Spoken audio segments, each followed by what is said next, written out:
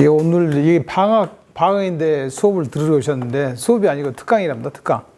예, 그래서 코로나 시대 창업 전망과 전략인데 코로나 시대 때 기업들이 매출이 늘어났을까요? 줄어들었을까요? 기업들이 기업 환경이 얼마나 좋아졌을까요? 나빠졌을까요? 엄청 안 좋아졌잖아요. 코로나 시대 때. 근데 기업의 환경을 분석해 보면 매출이 늘어나는 기업이 있고 매출이 줄어드는 기업이 있는데 어느 비중이 높을까요? 코로나 시대 때? 늘어난 기업이 많아요. 상대적으로 여러분도 그 뉴스 같은 거 통해서 보시면 아시겠지만 국내 굴지의 대기업인 삼성전자나 이런 기업들이 오히려 코로나 이전보다 매출이 늘어났거든요. 예전에 뭐 수출을 하거나 이렇게 하려고 그러면 절차적으로 그 나라에 그 통과를 해야 되는데 코로나 사태 이후로 오히려 그 자국민의 수요가 늘다 보니까 글로벌 경제 시장에서는 오히려 경쟁력 있는 기업들이 훨씬 많이 나타났다는 얘기죠. 그 대신에 자영업 쪽은 많이 망가졌죠, 우리나라는. 여러분 보시면 아시잖아요. 자영업 쪽은 소비시장 트렌드도 많이 바뀌었죠. 소비시장 트렌드가 뭘로 바뀌었을까요? 온라인으로 많이 바뀌었죠. 오프라인에서 온라인으로 바뀌었잖아요. 그래서 이제 지금은 포스트 코로나 시대니까 아마도 코로나 시대 끝나면 사람들의 인구 구조학적으로 봤을 때 안전에 대한 수요가 많이 늘 것 같고 그러다 보면 집에서 먹는 사람들이 훨씬 수요가 많이 늘 거다. 그래서 온라인 플랫폼이 굉장히 많이 활성화되지 않을까. 그래서 언텐트 시대가 여러분들도 이제 기업체 대표분들을 제가 많이 만나는데요. 앞으로 사무실 필요 없을 것 같아요. 그런 이야기를 해요, 다. 기업체 대표분들이. 굳이 왜 사무실 출근을 해야 되냐. 출근을 하지 않더라도 사업을 할 수 있다. 지금 이제 여러분들의 대표적인 케이스가 저희 고려대학교 세종 캠퍼스랑 글로벌 협업 프로그램 하고 있는 엔비디아는 글로벌 기업이잖아요. 글로벌 기업이 있는데 그게 재택근무를 한 지 1년 반이 됐습니다. 사무실이 없어요. 그 전에는 강남에 굉장히 삼성역에 굉장히 큰 빌딩에 입주를 해서 직원들이 매일 출근해서 일을 하고 있었는데 코로나 시대 이후에 오히려 매출이 2배 이상 뛰었다는 얘기죠. 집에서만 일해도. 그럼 굳이 사무실 없는 상황이 발생하겠죠, 그러면. 사무실 상황이 발생하면 앞으로 이런 여러분들이 지금 수업 들은 것도 있지만 온라인 줌 이런 거 많이 해보셨잖아요. 이제는 대면으로 하는 사업보다는 온라인을 통한 사업들이 많이 활성화될 것 같고요. 그 다음에 예전에 오프라인으로 하고 있던 기업들의 상담도 또 이제는 줌으로 상담하는 시대가 많이 바뀌고 있죠.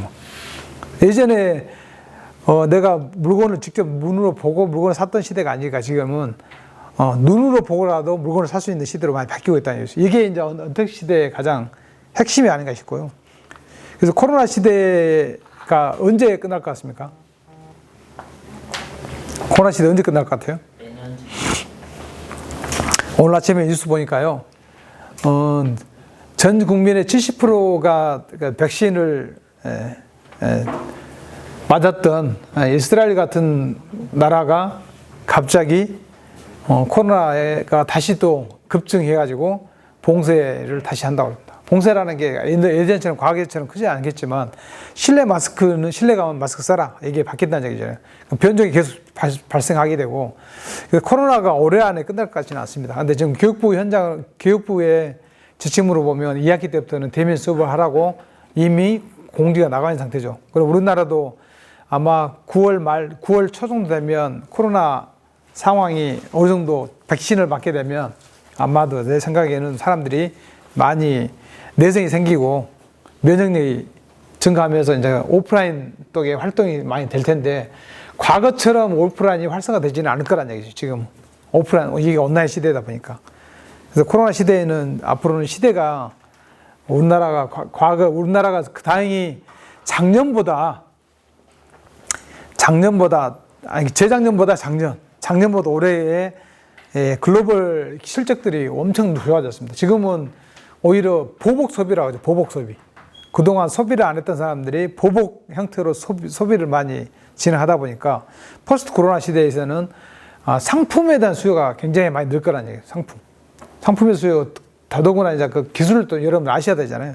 기술에 대한 수요들도 굉장히 활성화될 것 같은 얘기고요.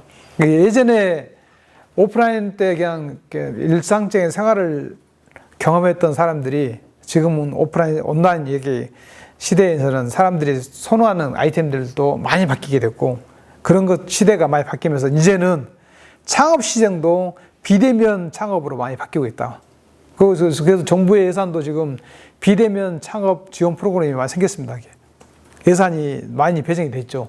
그래서 앞으로는 꼭 고객을 만나야 되고 고객을 직접 대면해야 되는 그런 서비스보다는 온라인 언택트 시대의 서비스에 맞는 창업 아이템을 개발해야 되고요. 가장 큰 게, 대표적으로 가장 큰 게 뭐냐면 1인 가구가 너무 많이 늘어났다는 게 우리나라의 가장 큰 핵심입니다. 포스트 코로나 시대에는요, 1인 가구가 늘 수밖에 없어요, 지금. 혼자 사는 사람이 많잖아요. 혼자 사려면 혼자의 사이즈에 맞는 경제 규모로 많이 바뀌어야 되잖아요. 그래서 단품 위주로 많이 바뀌고, 패키지보다는 단품 위주로 많이 바뀌고 있고, 먹는 것 시대가 그렇다고 그러면 이런 정보화 시대에도 마찬가지로 개인들의 소비 성향에 맞게끔 창업 아이템들이 계속 진화되고 바뀌어야 된다. 이게 바로 포스트 코로나 시대의 핵심이 아닌가 싶어요.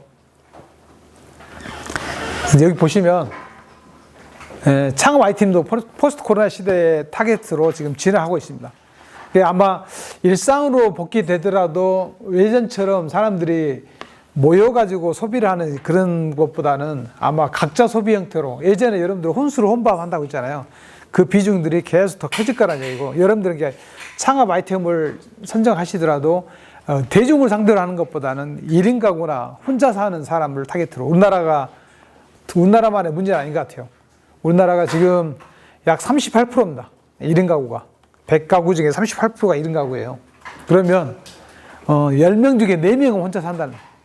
그럼 그 사람들이 뭘 원하는지를 우리가 찾아야 되는데, 그래서 쿠팡이나 이런 마켓컬리가 가장 큰 이유가 혼자 사는 사람들이 많다 보니까 그 사람들에 대한 타겟팅이 하는 서비스들도 많이 늘어나고요. 그 또 1인 가구만 늘어나는 게 아니라 노인 가구가 늘고 있죠. 노인 가구. 혼자 사는 사람이 아니라 혼자 사는 노인들이 늘고 있어요. 그 사람들을 타겟하는 서비스가 뭔가를 고민을 해보셔야 된다. 예전에는요, 자식들이, 여러분도 이제 젊은 사람들이니까 자식들이 부모님을 케어할 때 케어하는 가장 좋은 방법은요, 부모님 생일날 또는 명절 때 내려가서 부모님을 만나 뵙고, 아니면 주말에도 내려가지고 부모님의 안부를 묻고 이렇게 했는데 요새는 잘 안 내려가십니다. 젊은 사람들이 혼자 살다 보니까. 그거 혼자 살 때 본인은 집에 꼭 강아지나 고양이를 키워요. 그러니까 강아지나 고양이는 산책시키고 부모님은 산책 안 시키고, 이런 시대로 지금 진화가 되고 있다는 얘기예요. 그게 뭐냐면 이제 개인주의가 너무 커지고 있고, 그래서 부모님이 돌아가셔도 아마 모를 겁니다. 연락이 안 돼. 평소 때 연락 안 하신 젊은 사람 많잖아요. 부모님한테 연락 안 하신 분들. 그러니까 이제 부모님에 대한 것들을 누가 케어를 하냐면 지금은요, 정부나 지자체가 케어를 하고 있고, 그런 쪽에 사업을 하시면 훨씬 이제 포스트 코로나 시대에서 사업성을 더 높게 평가받을 수 있겠죠. 노인들을 상대로, 그러니까 시니어들을 위한 서비스들이 계속 발굴되고 있고, 그런 쪽으로 창업을 하셔야 된다는 얘기예요. 왜 그러냐면 과거 한 10년 전만 하더라도 부모님에 대한 걱정이 돼가지고 자녀들이 부모님에 대한 서비스들을 자기가 가입을 했어요. 부모님이 연락이 안 되면 그 지역에 있는 요양보호사나 사회복지사가 직접 현장 방문해가지고 부모님 안위를 확인하고 그랬었는데 요새는 안 그래요. 예, 스마트폰에 다 합니다. 스마트폰. 그래서 지금 최근에 나와 있는 창업 아이템 중에서 포스트 코로나니까 가족들을 만날 수가 없잖아요. 그러니까 앞으로 시대가 그렇게 갈수록 아마 더 심해질 거란 얘기죠. 코로나 종식되더라도 아마도 개인주의 성향이 훨씬 강하기 때문에 반려견을 데리고 사는 1인 가구가 훨씬 늘 거고요. 또 혼자 사는 노인들이 훨씬 늘 거란 얘기죠. 이게 애국의 우리나라 같은 경우는 아니지만 애국 같은 경우 같은 게 포르투갈, 스페인 아주 복지가 굉장히 잘 돼 있는 나라인데 국가가 부도 이익에 몰리고 있잖아요. 가장 큰 이유가 뭐냐면 혼자 사는 사람들이 있다가 젊은 사람들은 일을 안 해요. 왜? 내가 낸 세금의 절반을 정부가 가져가요. 그 돈 가지고 뭘 하냐? 연금 주잖아. 나이 드신 분들 연금. 그러니까 내가 일 열심히 해도 여러분들이 지금 상상을 해보세요. 지금 대한민국은 그나마 내가 월급의 약 8%를 내는 거예요. 세금으로. 이게 4대 보험으로 따지면 8%잖아요. 그러니까 근로소득세까지 합치면 평균적으로 한 20% 정도 낼까 보시면 낸다 보시면 돼요. 그로서 이렇게 합치면. 근데 애국계, 이제 아까 제가 언급했던 나라인 포르투갈, 스페인, 그리스 이런 나라들은 자기 연봉의 50%를 세금 냅니다. 앞으로 어떻게 될까요? 그러면. 그러니까 내가 열심히 하고 돈 벌어봐야, 그 나이 드신 분들의 연금을 대체하는 이런 상황이기 때문에 젊은 사람들이 일을 안 합니다. 차라리 내가 알바를 할지언정 월급을 받는 생각을 안 한다는 얘기죠. 그게 이제 우리나라도 영향을 미치기 시작했다는 얘기죠. 지금 우리나라의 상황이 그래요. 취업은 경제 성장은 우리나라가요. 전 세계 경제 규모로 따지면 10위권 안에 들어와 있습니다. 그러면 G7 이런 했잖아요. 이번에 영국에서 했잖아요. G7 했는데도 10위권 안에 들어와 있는 세계 나라는 더 초대했잖아요. 대한민국이 그만큼 국격이 높아졌다는 얘기죠. 그 우리나라가 그래서 처음에 코로나가 발병했을 때 작년 1월 초에 했을 때도 우리나라 주식이 가장 크게 폭락한 가장 큰 이유는 뭐냐면 글로벌 경제가 멈출 거라는 생각을 했었죠. 근데 실제로 멈췄냐고요? 안 멈췄다니까요. 코로나가 발생하면서 코로나를 이겨낼 만한 그런 산업군들이 계속 성장하기 시작했죠. 그러니까 사람들이 집에서만 계속 홀로 거주하다 보니까 스마트 기기에 대한 고사양들이 많이 필요하게 되시니까요. 스마트폰 반도체 칩이 많이 늘어나야 되고요. 그 다음에 대중교통을 유행을 안 하다 보니까 혼자서 움직이는 사람들이 많아지잖아요. 그러니까 자율주행차, 그 다음에 그 전기자동차 수요가 많이 늘 수밖에 없죠. 그럼 거기에 들어가는 또 반도체 수요가 늘어나다 보니까 삼성전자가 역대의 최고의 흑행을 기록한 상황이 발생합니다. 그게 가장 큰 이유가 뭐냐면 코로나 시대에 혼자 사는 사람들이 우리나라뿐만 아니라 전 세계적으로 집에 안 나온다는 얘기죠. 집에 안 나오다 보니까 또 혼자 이동할 때도 단체로 이동 안 하잖아요. 버스 같은 거 안 탈래요. 코로나 감염될까 봐. 그러니까 혼자 이동하다 보니까 고성능 차를 이용하게 되고 자율주행차나 그런 첨단 기술을 활용하는 그런 소비 시대가 많이 오고 있다는 얘기죠. 근데 앞으로 그렇게 바뀔 거라는 얘기예요. 그래서 지금은 아날로그 시대가 아니라 디지털 포메이션 시대라고 보시면 됩니다. 그래서 사회 경제 트렌드를 읽어야 창업에 대한 아이템을 내가 발견할 수 있다. 포스트 코로나 시대에서는 사회나 경제 시스템이 완전히 바뀔 거라는 얘기죠. 지금은 안 바뀌지만 앞으로 계속 진화되다 보면요. 아마도 개인주의 성향이 더 심해질 것 같고요. 우리나라가 전 세계 경제 10위권인데도 불구하고 취업이 안 되는 가장 큰 이유가 뭔지 아세요? 뭘 것 같습니까? 왜 취업이 안 될까요, 한국이? 우리나라 유일해요. 10위권 국가 중에서 취업이 잘 안 된 나라로 유명한 나라 대한민국이에요. 왜 그러냐면 우리나라의 100대 기업이라고 하는 큰 거대 기업들이 주로 매출을 어디서 하냐면 해외시장에서 합니다. 해외시장. 해외시장. 즉 뭔 말이냐면 공장이 어디 있느냐? 다 외국에 있다는 얘기죠. 그러니까 이번에도 문재인 대통령이 미국에 가서 대통령 만나가지고 무려 400억인가요? 정확히 뭐 40억 달러인가? 미국에 투자하기로 했잖아요. 그 대표적인 게 뭐냐면 삼성전자하고 LG전자, SK하이닉스. 왜 그러냐면 그 나라가 소비를 하니까 그 나라에 공장을 세워놔야 그 나라에 좋아할 거 아니에요.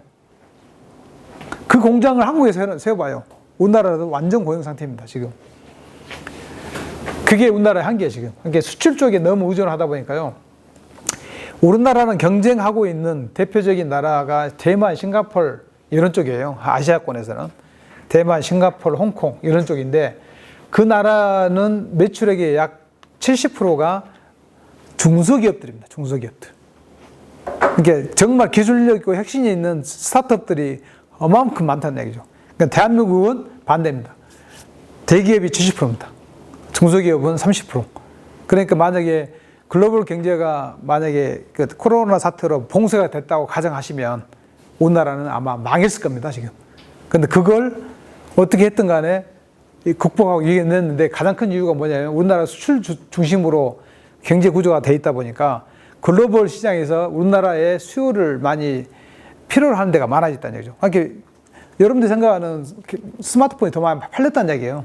집에만 있으니까 매일 스마트폰 보는 거 아니에요. 그러니까 배터리 떨어질 거 아니에요, 배터리. 배터리 떨어지니까 뭐 새로운 폰 나오면 바로 사잖아요. 고사양의 스마트폰이 많이 필요했다는 거. 그러니까 수요가 느는 거죠. 그러니까 삼성전자는 실적이 늘 수밖에 없는 구조죠. 반대로 중소기업들은 힘들어지죠. 그래서 지금 우리나라 만약에 애국에 나가 있는 삼성전자나 현대차나 SK하이닉스의 공장들, 그다음에 뭐 롯데 이런 공장들이 한국에만 있었으면 우리나라는 고용이 부족합니다, 지금.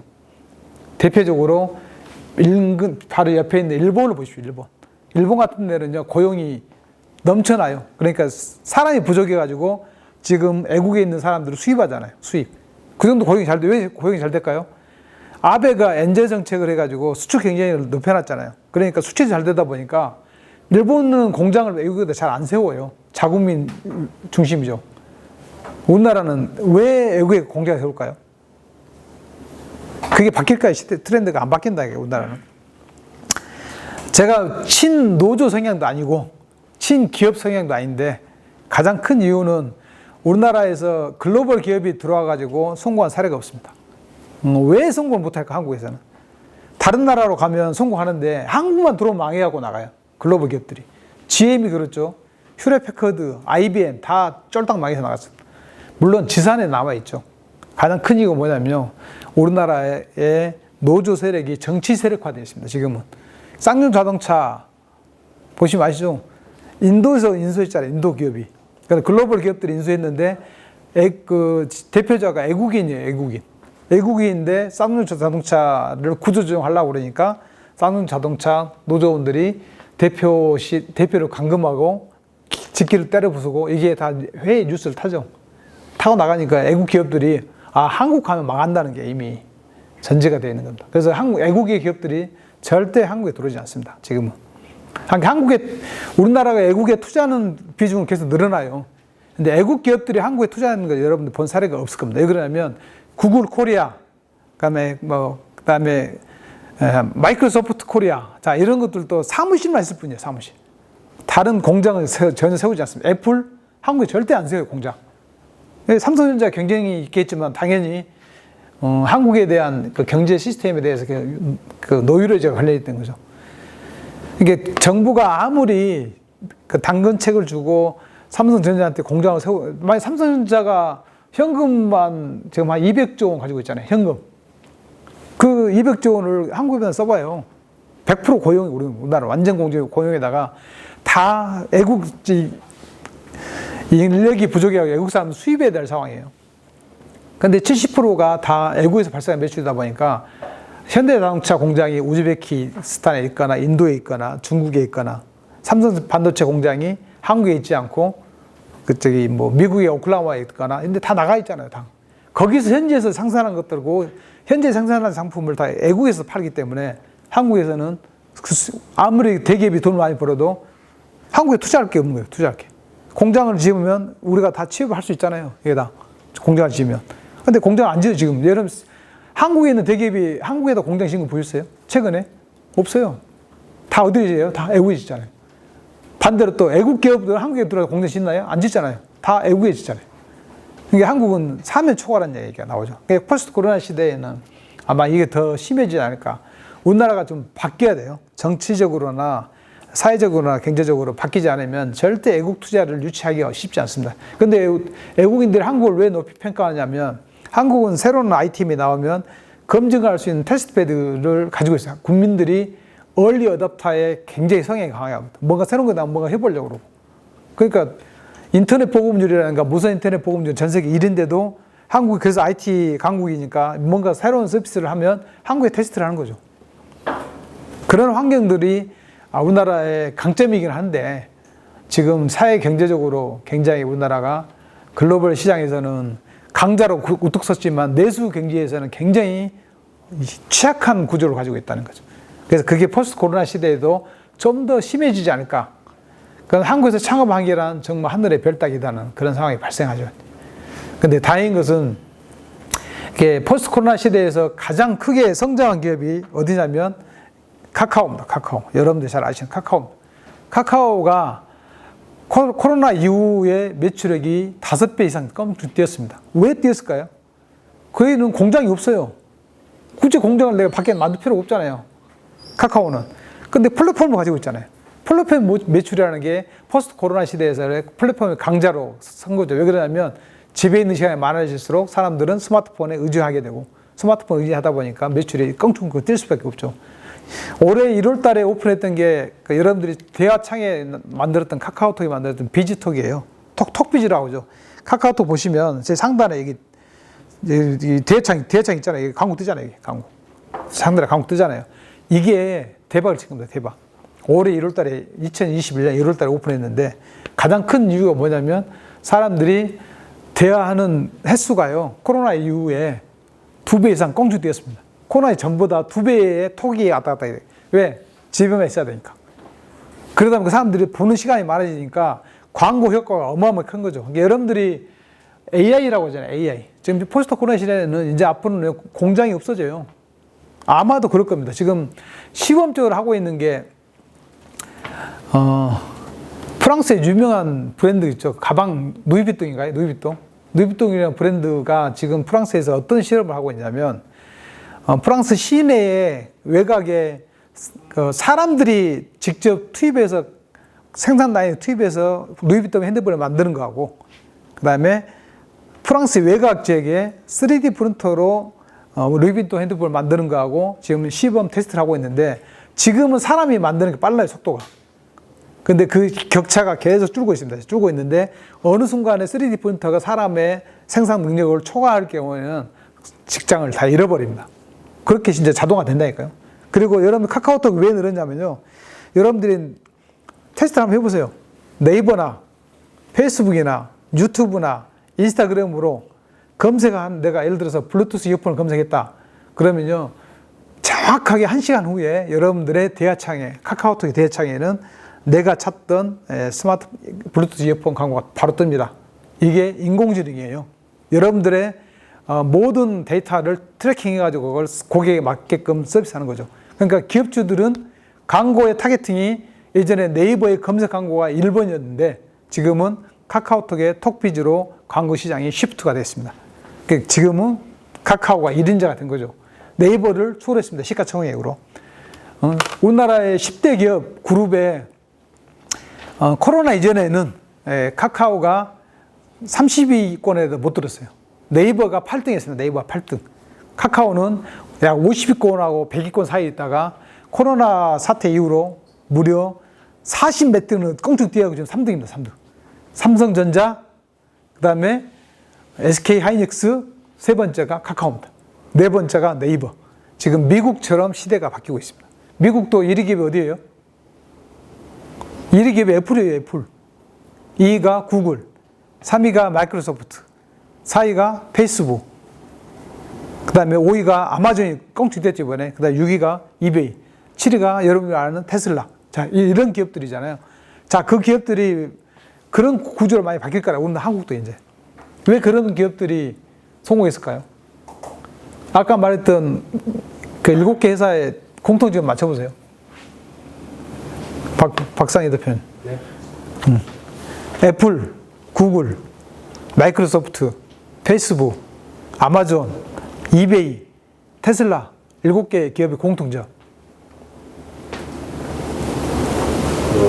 창업했으니까 그 인사이트가 있어야지. 자, 왜 그런 기업들이 미국 시장에서 1위부터 10위까지 다 올라갔냐? 스타트업 출신입니다. 네. 창업기업이죠, 창업기업. 우리나라도 이제는 패러다임이 시프트하고 있다는 이야기는 카카오나 네이버가 10위권 안에 들면서 이제는 아마도 쿠팡 이런 그 다음에 여러분들이 쓰고 있는 마켓컬리나 이런 것 기업들이 10위권 안에 이제 점프를 하기 시작한다면 조만간 뜰 거예요 이제. 10위권 들어온다니까요. 쿠팡이 시가총액 100조로 상장이 됐잖아요. 그렇죠. 100조로 상장이 됐어요. 국내 랭킹으로 따지면 5위권입니다. 5위권. 5위권이 3위권이죠 지금. 쿠팡이 한국 기업인데 미국 나스닥 시장에 상장이 됐다니까요. 근데 시가총액이 80조 이상이에요. 카카오가 60조니까 이미 카카오를 넘어섰죠. 쿠팡. 그러면 앞으로 여러분들이 쓰고 있는 간편 결제가 뭐죠 그게? 우리나라에? 까먹었다 내가. 회사. 토스도 아마 나스닥에 상장이 된다고 그래요. 그러면 그 기업도 마찬가지로 10위권에 들을 거다. 그러면 앞으로 멀지 않은 미래, 즉 포스트 코로나 시대에는 플랫폼의 서비스를 확장하고 있는 그런 기업들이 국내에 상위 랭크를 하게 될 거죠. 삼성을 뛰어넘지는 못하겠죠. 삼성전자는 워낙 이제는 삼성전자가 글로벌 기업이기 때문에 삼성전자 반도체 수요가 줄지 않는 SK 하이닉스도 뛰어넘기는 어렵겠지만 이미 카카오가 현대자동차를 뛰어넘었잖아요. 그렇죠. 네이버가 뭐 SK 다 뛰어넘었잖아요. 그러면 앞으로 네이버보다 카카오보다 높은 게 그 쿠팡이잖아요. 그러니까 만약 예를 들어 토스라는 그 회사가 미국의 나스닥에 상장되고 50조로 올라가면 바로 탑5 들어가잖아요. 마켓 클리더 하반기에 한다고 그러죠. 마켓 클리더. 그런 기업들이 이제 스타트업들이 드디어 이제 한국도 미국의 생태계처럼 많이 바뀔 거라죠. 기존의 굴뚝 산업들은 이제 지는 시대입니다. 제조만 해서는 안 된다는 얘기죠. 시대가 많이 바뀌고 있으니까. 그래서 패러다임의 시프트를 위해서는 우리가 뭘 준비해야 되냐? 포스트 코로나 시대에서. 자, 포스트 코로나 시대는 도시가 발전합니다. 도시나 이런 것들이요. 우리나라는요, 시대가 어떻게 바뀌었냐면요. 인구가 유일하게 줄고 있습니다. 전 세계에서. 248개국 중에서요. 인구가 줄어드는 수축 국가예요. 대한민국이 최초로, 전 세계 최초로. 다른 나라는 인구가 늘어나요, 계속. 중국도 이번에 3자녀 정책 공산당 회의에서 통과시켰잖아요. 그럼 더 늘어나겠죠? 근데 한국은 작년에 2만 명이 줄었습니다, 인구가. 올해 더 줄 수도 있습니다. 뭐냐면 도시가 이제는요, 여러분들이 생각하는 그 도시는 예를 들어서 지금 시골 같은 데 가보시면요, 슬럼화 됐다고 하죠, 슬럼화. 세종이니까 그나마 이제 버티는 건데, 다른 일반 지방 도시 가면 계속 인구는 계속 줄고 있고요. 그러니까 빈 아파트들이 넘쳐나고 있죠. 그 다음에 단독주택은 아예 안 들어가고요. 그러니까 도시가 이렇게, 지금 구조가 사람이 많이 몰리는 구조로 바뀌고 있고, 이제는 인구 분산 정책이 큰 효과를 안 볼 거라는 거죠. 그래서 세종특별시가 발전 가능성이 높다는 가장 큰 이유는 이제는 서울보다는 세종이 행정복합 중심 복합 도시이기 때문에 이런 커뮤니티 중심이나 스마트화가 이쪽에 집중적으로 투자를 할 거기 때문에 세종이 발전할 거라는 거죠. 그러면 세종 중심으로 뭔가 이루어지지 않을까. 그래서 세종을 제가 내려온 이유가 그거라니까요. 세종이 뭔가 아마 모멘텀이 10년 안에 큰 패러다임의 시프트를 할 거다는 거죠. 시프트가 뭐냐면 바로 도시로서 도시가 뭐냐 스마트 도시로 스마트 시티로 바뀔 거라는 얘기죠. 여러분들이 생각하는 세종, 저는 나름대로 이제 서울에 있다가 내려왔기 때문에 서울 가서 서울에 있는 친구들이나 창업자 만나면 꼭 질문합니다, 질문. 대한민국에 특별시가 몇 개 있냐고 물어봅니다. 몇 개 있나요, 대한민국 특별시가? 서울특별시, 세종특별시 딱 두 개예요, 두 개. 다른 데는 광역시예요. 부산광역시 다 그러죠. 특별시예요, 세종시. 근데 여러분들은 세종에 사는 사람들한테 여러분 한번 물어보세요. 당신 이 세종 어디 사세요? 세종 지방에 사시구나. 아닙니다. 시대가 바뀌었다는 거죠. 앞으로 바뀔 거라는 얘기죠. 지방이라는 컨셉이 없었으니까요. 세종이라는 건 특별시라는 개념이에요. 그래서 지금 보시면 디지털 인프라가 완전히 어디로 바뀌어? 지금은 서울은 디지털화가 많이 돼 있는데 앞으로 더 발전하기 쉽지 않아요.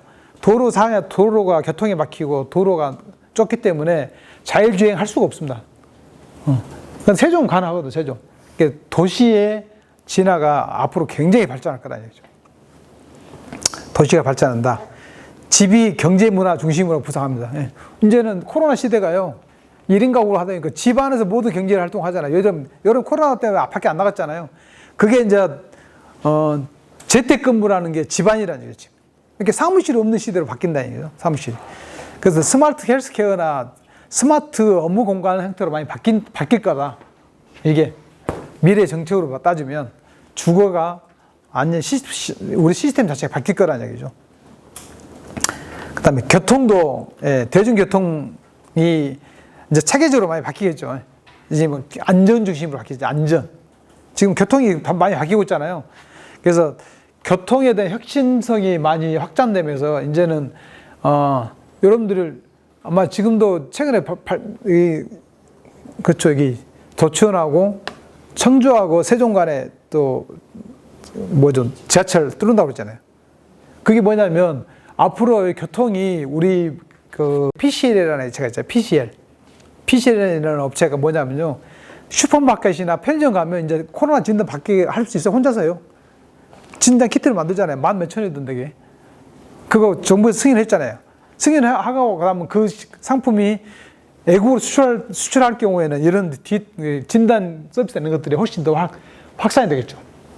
비대면, 비접촉. 여러분들 진단 굳이 보건소 갈 필요 없다는 얘기예요, 앞으로는. 보건소 가도 어차피 대면 하잖아요. 마스크 써야 되고. 근데 집에서 할 수 있다니까요. 이런 것들을. 이런 코로나 시대 기술이 이렇게 계속 코로나 때문에 화상회의가 늘어나게 되고요. 코로나 때문에 줌이라는 회사가 급등하기 시작했고 뭐 이런 것들이 여러 사회 현상이잖아요. 그리고 쿠팡 그 하나의 단적인 예를 들으면요. 쿠팡이 매출이 급증했죠. 당연히. 급증했는데 쿠팡보다 더 성장한 게 마켓컬리입니다. 왜 마켓컬리 성장했냐면 코로나 환자는 그 쿠팡의 물류센터에서 많이 발생했습니다. 항상 화두가 되게 코로나의 화두는 쿠팡이었어요. 근데 그 예를 들어서 뭐 어디 물류센터에 코로나가 발생했다 그러면 반대 그 다음 날은 마켓컬리로 주문이 한 2배 이상 급증합니다. 사람들이 코로나 발생한 상품을 받기 싫은 거지. 사람들이 안전한 걸 요구하다 보니까. 그래서 마켓컬리는 오히려 안전, 청결 이런 이미지를 가지고 굉장히 매출을 많이 끌어올리는 대표적인 사례예요. 물론 사람들은 쿠팡의 회원이 많기 때문에 쿠팡을 많이 몰리겠지만 지금 가속화되고 있다는 얘기. 이게 패러다임이 시프트라는 게 사람들이 이제 안전 중심으로 많이 가고 있다는 거고요. 홈콤이나 인코노미가 아니라 홈콤이죠. 혼자 집에서 하는 거죠. 집에서 살다 보니까 5G 기술도 많이 바뀌었죠. 배달 서비스가 많이 늘어나게 되고 대여 구독 서비스, 정기 구독 서비스들이 그러니까 여러분들이 만약에 사용하시려면 코로나19 사태는 배달, 대여, 구독 이런 쪽으로 많이 옮기셔야 되겠죠. 지금 혼자 사는 사람들이 많다고 이야기했잖아요. 혼자 사는 사람들 중심으로 바뀌어야 된다. 이게 소비 문화가. 그래서 지금은 그 메타버스라고 하죠. 메타버스 많이 들어보셨잖아요. 그러니까 AR, VR이 실제로 현실화되는 거. 내 아바타가 메타버스 그 AR, VR 환경에 들어가지고 내가 거기서 공부를 하는 거예요. 공부하고. 지금은 뭐 NFT라고 들어보셨죠. 뭐. 교환이 불가능한 토큰이라고 그러잖아요. NFT 그 기술도 왜 발달하냐면 모나리자의 그 미술품을 조각조각 파는 걸로 바뀌고 있습니다. 그 토큰 방식으로 바뀌고 있잖아요. 그런 것들이 집에 있으니까 그런 일이 가속화되는 거죠. 사람들이 이제 밖에 나가는 것보다는 집에 있는 것들이 많이 쓴다고요. 아마 코로나가 만약에 여러분들의 예상대로 올 한해 끝난다고 가정하더라도 내년도부터라도 그게 갑자기 코로나 이전 사태로 돼가지고 사회가 활성화되고 막 경제가 막 똑같이 소비가 일어나고 그러지는 않을 것 같아요. 사람들이 심리적으로 이제는 이게 유사일에 1년 거의 2년 동안 전 세계가 봉쇄된 게 처음이잖아요. 처음이에요. 유럽에 흑사병 있을 때도 그때는 뉴스가 전파가 안 됐기 때문에 이렇게 봉쇄를 안 했죠. 사람들이 왕래가 접지 않았기 때문에. 근데 지금은 초현대 시대인데 이렇게 봉쇄를 할 상황이기 때문에 사람들이 심리적으로 이제는 여행을 가더라도 뭐 불안한, 뭐 위험한 데 있는 데를 안 간다. 사람이 모르는 데를 안 가게 된다는 거죠. 그런 시대가 지금 바뀌었다. 그래서 5G 형태의 AR, VR, 메타버스라든가 NFT 같은 토큰 시장이 훨씬 활성화되고, 그러니까 가상화폐가 틀려요. 토큰 시장. NFT는 이게 그 토큰, 그 가상화폐는 바꿀 수 있는 거잖아요. 내가 가지고 있는 비트코인을 상대방한테 팔 수도 있고 팔 수 있는 거지만 NFT는 그게 아니에요. 내가 같은 물건이 아니기 때문에 나만 가지고 있는 거죠. 사면 나는 없어지는 거예요, 그냥. 근데 그런 건 환경으로 많이 바뀐다는 얘기죠. 그래서 이런 포스트 코로나 시대에 지속 가능한 환경들이 많이 바뀌고 있다. 네, 그래서 여러분들한테 한 가지만 또 보여드리겠습니다. 이게 강의만 하면 여러분들이 힘드시니까.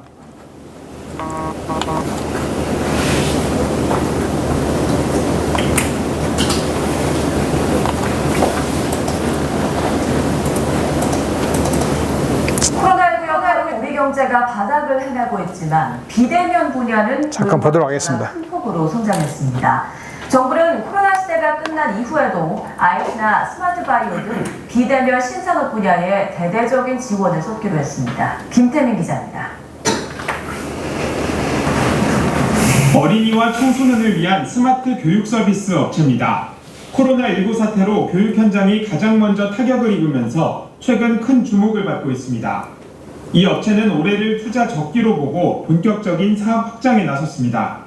코로나19로 스마트 교육 서비스가 주목을 받으면서 앞으로 AP초등과 중등부문 시장 확대를 위해 신규 인력을 1년보다 더 많이 채용하고 R&D 역시 확대하기로 했습니다. 이처럼 코로나19 여파로 전체 벤처 투자는 소폭 감소한 가운데 비대면 산업의 성장세는 홀로 두드러졌습니다. 1분기 우리나라 전체 신규 벤처 투자 가운데 비대면 분야는 지난해 같은 기간보다 21.7% 늘었고 비중도 10%포인트 늘어났습니다. 주요 분야별로는 배송대행 등의 물류 서비스 투자가 2배 넘게 확대됐고 원격 근무 등의 스마트 비즈니스와 스마트 의료 서비스 산업의 투자도 크게 늘었습니다. 지금 이게 현재 하고 있는 상황이라고 보시면 돼요. 아까 말씀드렸던 물류 유통 쪽에 시장이 확산되고 있고 스마트 원격 근무가 많이 비즈니스가 확장되고 있잖아요. 스마트 헬스케어도 마찬가지겠죠. 스마트 헬스케어. 집 홈트라고 하잖아요. 홈트들이 많이 늘어났잖아요. 이게 매출로 연결되다 보니까 투자 쪽도 그쪽 몰리게 되는 거죠, 지금. 이게 창업 아이템도 보면 결론은 이런 식으로 가야 되겠죠. 전부 다. 이런 식으로만. 이 분야에 투자가 많다는 이야기는 이 분야의 창업 시장이 그만큼 열려있다는 이야기입니다. 그래서 비대면 분야에 산업 투자를 하려고 그러면 물류유통, 스마트 비즈니스, 스마트 헬스케어 쪽으로 물론 내 사업 영역을 좀 피보팅으로 바꾸셔야 되는데 이미 늦었죠. 이쪽으로 가시기에는.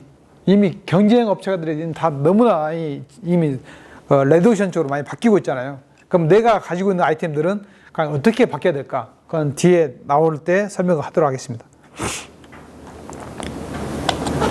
특히 신규 고용 창출도 높은 수준을 보이면서 정부도 적극적인 지원 계획을 밝혔습니다.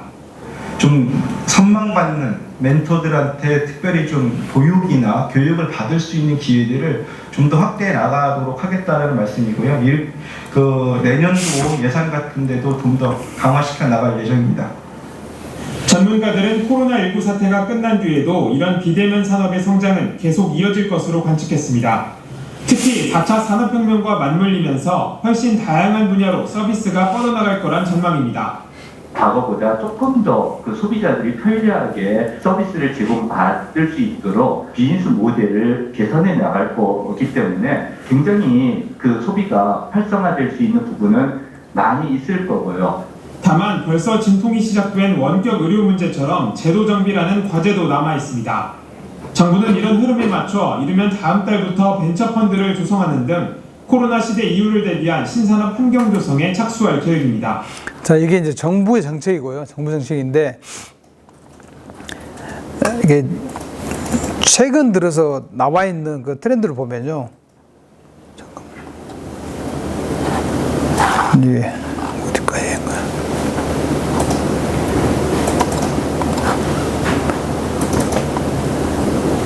최근 들어서 나와 있는 트렌드를 보면 한 가지 예를 들어보면요. 드론만 하더라. 드론도 요새 하반기에 국방부에서 드론을 활용한 사격 훈련을 한답니다. 사격 훈련. 드론. 이제 전쟁을요. 사람이 하는 게 아니라니까요. 드론끼리 싸우는 거예요. 드론끼리. 그러면 전방에 GP 같은 데 보면 사람이 서 있잖아요. 사람은 보초를 쓰면 졸려요. 새벽에. 드론은 한 24시간 깨어 있어요. 움직임을 다 포착해가지고 바로 포착할 수 있잖아요. 그런 기술들이 이제 사람을 대신한 기술들이 포스트 코로나 시대에도 많이 확산될 거라는 얘기고요. 예전에 예측을 한번 한 적이 있습니다. 미국의 국방부에서 예측한 걸로는 예전에 아프가니스탄이나 테러의 그 집단들을 공격할 때 예전에는요, 위성이 떠가지고 그걸 정밀 폭격을 했잖아요. 요새는 이제 드론 가지고 쏴버리잖아요. 드론이 폭탄 싣고 가지고 차에 부딪혀 바로 폭발시켜버리잖아요. 자, 이런 시대가 온다는 얘기죠. 그래서 이게 윤리적으로 맞냐 틀리냐 이런 걸 떠나서라도 시대가 그렇게 흐름이 바뀌고 있기 때문에 우리도 그런 형태로 바뀌어야 된다는 얘기죠. 이제 트렌드를 해봅시다. 핵심 안전, 이제 창업 분야를 한번 봅시다. 창업 분야. 내가 뭘 창업하면 좋은지. 원격 경제가 부상되어 있잖아요. 그럼 이제 원격 경제 하려면 이걸 해야 되죠. 원격 경제는 안전에 대한 아이템들이고요. 두 번째가 위생에 대한 아이템. 그 다음에 원격화, 가상화. 그래서 내가 볼 때는 아마도 그 줌에 아바타가 나올 것 같은 생각이 조만간 아마 나올 것 같아요. 아바타. 내가 아바타가 대신 학습을 해가지고요. 내가 수업을 안 듣더라도 아바타가 대신 수업 들어요. 들고 와서 내가 아바타한테 물어보자. 너 뭐 배웠어? 아바타가 그 배웠던 것들을 리마인드 시켜줘서 가르쳐줘요. 이런 시장이 온다니까 앞으로는.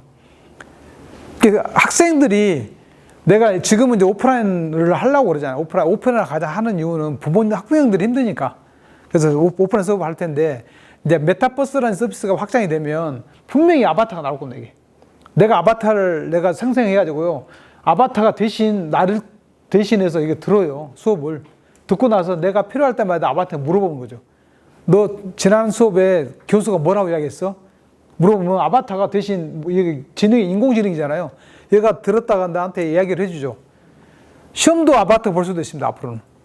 이런 시대가 온다니. 뭐 사람들이 지능이 좀 많이 하향 평준화 되겠지만 그런 원격화 가상화 시대가 앞으로 원격 경제에 활성화될 거라는 거죠.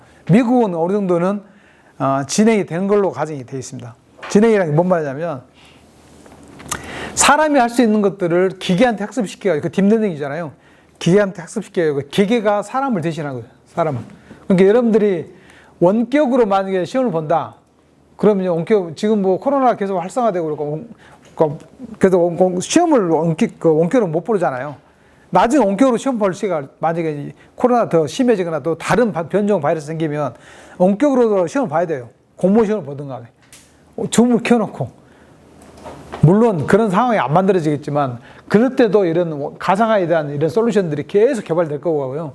아마도 이게 원격 경제가 부상하면서 핵심 창업 분야 중에서는 가상화 분야가 아마도 굉장히 메타버스 형태의 서비스들이 계속 나올 거라는 거죠. 가상화 서비스를 계속 여러분들이 놓치면 안 된다는 거예요. 창업하실 때는. 사람을 가지고 하는 게 아니고요. 역사 현장도 이제 가상화로 하는 거잖아요. 예전에는 AR, VR 있죠. AR, VR 가지고 내가 그 AR, VR 현장에 들어가는 게 아니라 나는 그냥 원격으로 보는 거죠. 가상 세계를 보는 것만으로 끝났는데 지금은 메타버스가 활성화되면요. 내가 그 가상 현실에 들어가는 겁니다. 들어가는 거. 내 아바타가 들어가가지고 이순신 장군의 뭐 노랑해전에 들어가가지고 직접 싸우는 것처럼 보이는 거죠. 그런 현상이 이제 가상으로 바뀐다니까요. 콘텐츠에 대한 시장들이 굉장히 많이 커질 거라는 얘기예요. 이 시장으로. 원격 경제가 이렇게 커질 거라는 얘기고, 두 번째가 IoT 시대의 고도화입니다.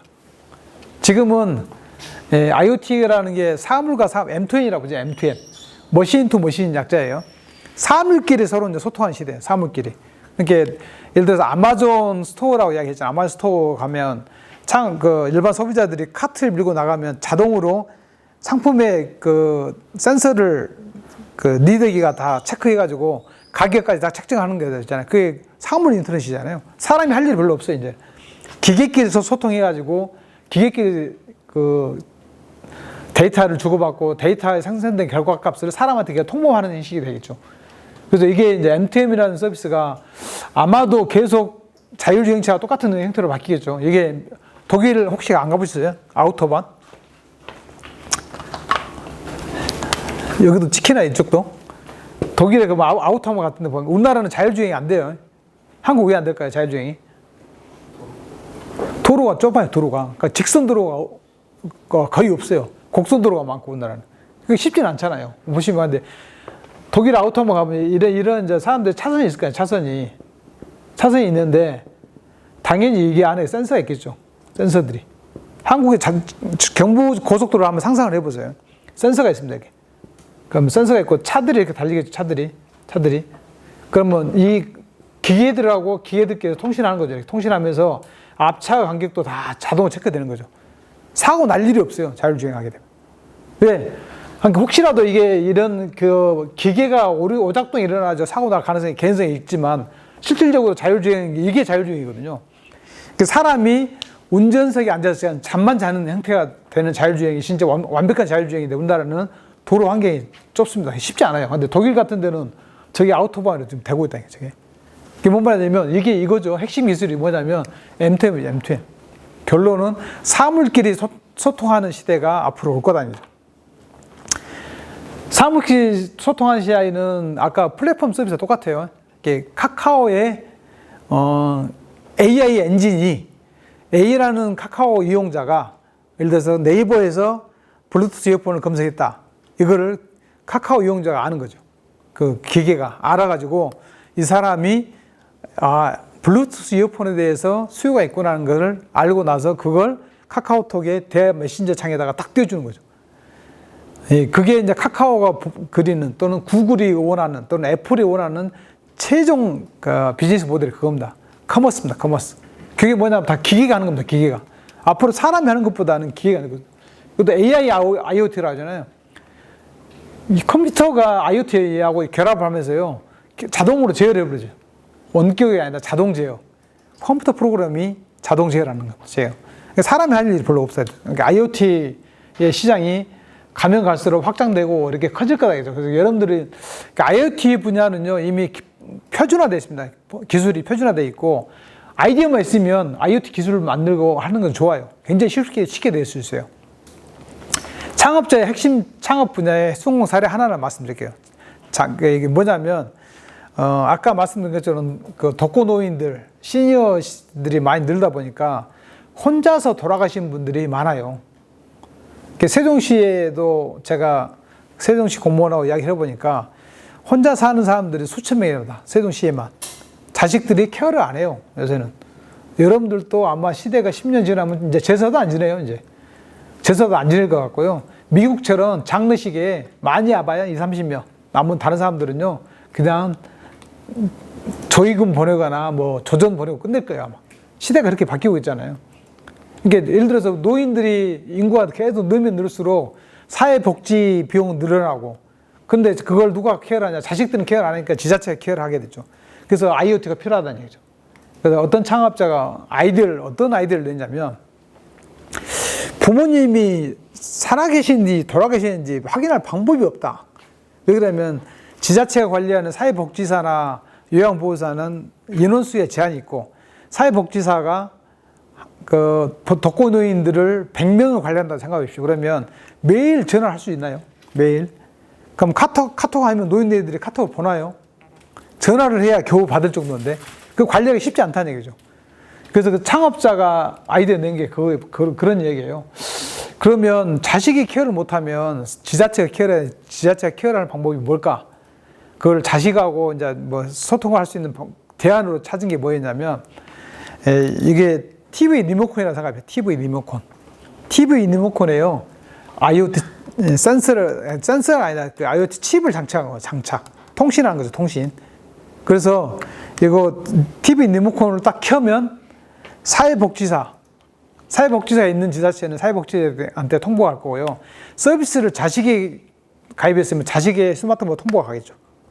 뭐라고 하면 당신의 어머니가 TV를 켰습니다. 이렇게 딱 뜹니다. 그러면 자식은 우리 어머님이 이제 밭에서 일하고 돌아가셔가지고 집에서 쉬시려고 TV를 켜셨구나. 그러니까 굳이 전화 안 하시더라도 부모님의 생사를 확인할 수 있죠. 그런데 TV를 켰는데도 계속 3일 동안 켜져 있다. 뭔가 사고가 터진 거죠. 그러면 바로 내려가거나 누구한테 연락을 해야 되잖아요. 그게 바로 IoT예요. 결론. 여기다 AR을 붙입니다. AR을 붙인다는 이야기는 이제 기계가 그걸 감지를 해요. 기계가. 그래서 모니터링 센터를 하나 만들어 가지고요. 이 안에서 사회복지사가 자기가 관리하는 그 독거노인들 100명을 여기다 등록시켜 놓은 다음에 어떤 노인이 주무시는지 어떤 노인분이 TV를 보고 계시는지를 다 확인하는 거죠. 근데 어떤 80번째 노인이 TV를 켰는데도 계속 켜져 있다. 그럼 뭔가 한데 주무시다 돌아가셨다니. 그럼 빨리 가서 확인하는 거죠. 자, 이런 것들이 IoT에 대한 요새 미래의 모습입니다, 우리가. 이게 포스트 코로나 시대에는 이게 가속화될 거라는 얘기죠. IoT의 기술이. IoT가 뭐냐면, 인터넷 오브 싱스잖아요, 이게 IoT 약자가. 이렇게 사물 인터넷이 사물 인터넷. 사물 인터넷을 통해서 내가 무슨 안전이라든가 신분, 이런 것들을 확인하는 절차. 이게 IoT 시대의 고도화의 사업 모델이다. 그다음 프리 공간 지향 엔터테인먼트 이거죠. 이제 차에서 만약 자율주행이 완벽하게 되면요, 인포테인먼트 플랫폼이 활성화되겠죠. 이게 자율주행도 해보십시오. 이제 이거 핸들 필요 없잖아요. 핸들 필요 없고 내가 지금 나와 있는 기술로는 그 조수석에나 뒷좌석에 있는 유리 있잖아요. 유리. 우리가 보통 보는 그 윈도우 있잖아요. 유리를 터치하면 그 인터넷으로 바뀌어요. 시대가. 차 안에 있는, 그래서 예전에 자동차 관련된 것들이 이제 예전에는 여러분들이 자동차 뭐 모토쇼 이런 데 가면 자동차 회사에 나왔잖아요. 아마 지금도 그럴 거예요. 아마 저기 킨텍스나 이런 데 가시면 뭐 코엑스 같은 데 가시면 자동차 월드쇼 하면 자동차 회사에 나왔고요. 그다음에 스페인에서 하고 있는 MWC라고 있습니다. 모바일 월드 컨그레스. 그다음에 여러분들 많이 들어보셨을 것 같은 뭐 컴덱스쇼 이런 데 IT 기업들이 나오는 그런 행사예요. 글로벌 행사. 그런데 거기에 이제는 자동차 회사가 나가기 시작했습니다. 자, 무슨 말이냐면 자동차가 이제 컴퓨터가 되어 있습니다. 컴퓨터. 그래서 자동차 회사들이 컴퓨터라고 생각해요. 자동차 회사의 컴퓨터라는 이야기는요, 자동차 안에 컴퓨팅 프로그램이 다 들어간다는 얘기죠. 뭐 어떤 형태가 됐든 간에 하드웨어가 됐든 소프트웨어가 됐든 다 들어가요. 그래서 이게 자율주행이 되거나 이렇게 되면 인포테인먼트 플랫폼이 이제 들어가죠. 그래서 내가 자율주행이 되니까 영화를 보거나 음악을 듣거나 잠을 자거나 이런 것들을 누가 하고 있냐. 공간 제약이 있는 엔터테인먼트가 이런 서비스들이 활성화될 거라는 얘기죠. 그 다음에 화면과 음향 기술의 고도화. 지금 뭐 차 여러분들 운전하시겠지만 운전하면 음성으로 다 명령할 수 있잖아요. 누구한테 전화 걸어. 이렇게 다 전화 다 해주잖아요. 그런 것들이 계속 고도화돼 가지고 이제는 자율주행뿐만 아니라 그 요새 이제 친환경 차라고 하죠. 친환경 차. 친환경 분야도 굉장히 이런 분야로 활성화될 거라는 얘기죠. 이걸 창업자들이 할 수 있을까요, 이걸? 이게 인포테인먼트 플랫폼 같은 것은 만들 수는 있겠죠. 근데 자동차에 들어가는 이런 것들은 컨텐츠를 만들 수 있지만 자율주행차를 만들거나 친환경차를 만들지는 쉽지 않습니다. 그런데 이런 화면이나 음향 기술의 고도화 이런 쪽은 창업자들의 아이템으로 맞아요. 인포테인먼트도 마찬가지예요. 그러니까 지금은 자동차 회사가 이걸 다 전부 다 플랫폼을 만들려고 하는데요. 앞으로 스타트업들한테도 이런 기회가 올 거라는 얘기죠. 이 안에 들어가는 엔터테인먼트 플랫폼에 내가 입점하는 거죠, 입점. 하나의 사례를 들어보시면 지금 카카오를 쓰시면 여러분들이 카카오 쓰시면 카카오의 가장 최초의 수익 모델이 뭐였냐면 이모티콘이었습니다. 이모티콘을 처음에는 누가 만들었냐면요. 카카오의 직원이 만들었어요. 카카오 직원들이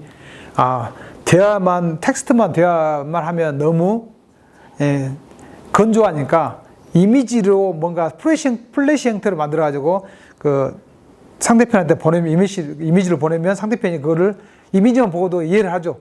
오케이 사인만 딱 보면 알잖아요. 그게 그 카카오의 이모티콘 플랫폼이었는데 지금은 카카오에서 이모티콘을 하지 않습니다. 자, 누가 하냐면 개인들이 합니다. 개인들이. 그러니까 즉 프리랜서들이죠. 프리랜서. 카카오 이모티콘 프리랜서들이 그 이 안에 이 플랫폼에 입점을 해가지고 자기가 자기 플랫폼으로 내가 창의적으로 만든 이모티콘을 파는 거예요. 물론 플랫폼 사용료를 누가 내냐? 30%는 카카오 가져가지만 70%는 개인 거잖아요. 근데 작년 통계에 의하면 한 명의 이모티콘 작가가 소득이 약 18억 정도 찍었습니다. 1등이. 18억 정도 찍어요. 그러면 이모티콘 작가의 하루 한 달 매출액이 1억이 넘는다는 얘기죠. 어마어마한 큰 수입니다. 이게 이제 이 인포테인먼트 플랫폼을 가지고 있기 때문에 그냥 들어간 거죠. 근데 그 이모티콘 작가들이 드디어 뭐 1000명 이상 돌파했다고 그러니까요. 자, 그러면 앞으로 이 엔터테인먼트라는 그런 구조의 환경으로 보면 앞으로 계속 그런 카카오의 플랫폼이나 이런 것들도 내가 독자적으로 사업한다는 생각보다는 이미 만들어진 그 생태계 안에서 내가 그 사업을 한번 창업으로 한번 연결하겠다는 것들도 한번 고민해 보시기 바랍니다. 자, 그 다음에 네 번째가 사라진 경계입니다, 이게. 기술 간의 융합이 돼요, 기술 간에. 컨버전스라고 하죠, 컨버전스. 기술 간 융합이 계속 활성화된다니 아까 이야기한 것처럼 커머스 시장에 IoT가 들어가게 되고요. 그렇죠. 교육 시장에 AI가 들어가게 되고, 그 다음에 그 기존에 있는 사무 공간에 이제 원격이라는 서비스가 들어가는 이게 다 전부 다 경기의 신기술 융합이잖아요. 산업과 기술 융합이 되고. 자, 이런 환경들이 계속 조성되기 때문에 여러분 이제 창업 시장도 아마 이쪽으로 많이 바뀔 거다. 핵심 창업 분야가. 그래서 내가 아이디어만 있으면 돼요. 이거를 내가 기술을 다 알 필요는 없고요. 신기술 융합이라 해서 신기술만 가지고 내가 한다. 그렇게 생각하지 마시고 기술이 아니더라도 내가 아이디어만 있으면 산업 간에 필요한 그 아이디어를 가지고 서로 융합할 수 있다. 이게 사라진 경계라고 보시면 될 것 같습니다. 예. 제가 가끔씩 이런 거 틀어주려고 그래요. 여러분들이 좀 잘 아시라고.